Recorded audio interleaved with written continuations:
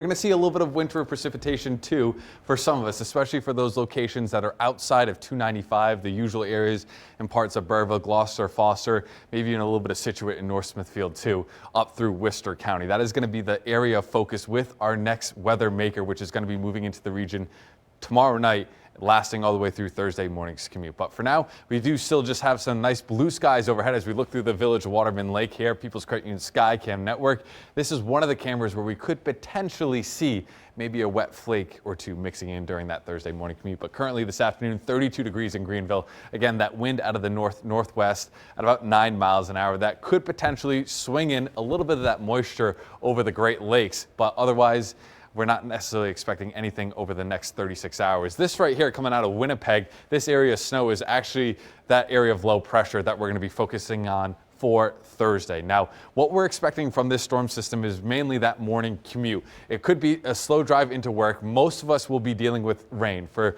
those areas south and east of 95, we're really not expecting this to be a big deal, more of a nuisance than anything. With that cold rain coming down, temperatures should be in the upper 30s for you. But elsewhere, there could be some snow in parts of Providence and also Worcester County, where those temperatures are just ever so slightly marginal enough to support it coming down to the surface. And again, first snow north and west of 95 with potentially a slushy coating possible for some of those higher elevations of Burrillville, Foster, Gloucester, and even Scituate. And then we're going to be watching out for that wild card. Maybe an evening snow squall is possible. And then this system is also going to produce some gusty winds with the secondary cold front Thursday afternoon. That's going to linger into Friday and really make it feel like winter here. But again, this afternoon, not necessarily concerned all that much. There's that isolated flurry that we could see from the Great Lakes. That tapers pretty quickly. Skies clear out. Temperatures start tomorrow morning, low to mid 20s. So another cold morning at the bus stop. Morning is filled with plenty of sunshine, though. That'll help us get close to 40 degrees before the clouds arrive in the afternoon. That's associated with that Alberta clipper. Maybe a few isolated showers possible ahead of the main precipitation shield that arrives right around 10 o'clock or so. Notice, though, again, most of us are rain in those locations that do have snow coming down. Temperatures are above freezing, so it's going to be very difficult for this snow to accumulate.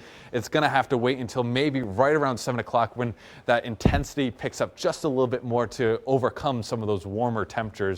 Now, main body of precipitation with that initial front is going to sweep out around 9, 10 o'clock. We'll have some breaks in the cloud deck that'll allow for some instability to build, and then that's the wild card right there with the secondary front, potentially some snow squalls in the afternoon, and the temperatures behind that secondary front drop below 32 degrees. That could support maybe a quick dusting and some slick road conditions. But basically the best area of accumulation is going to be the extreme northwest corner of Providence County. And then as you move up into Worcester County, if you are commuting, there could be a couple inches of snow on the ground. So that is where we're expecting the most difficult travel from the system. And we can see there's a less than 20% chance for that area shaded in gray for an inch of snowfall from this storm system. So again, not a widespread event. It's more of a local impact event with regards to our weather alert that we're going to have for Thursday morning.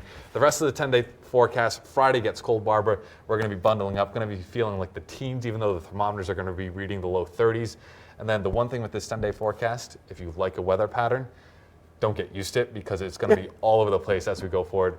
I'll have a little bit more of that coming up in just a bit of that 10-day forecast. But Mark and I will be breaking down this next weather maker too later on this evening.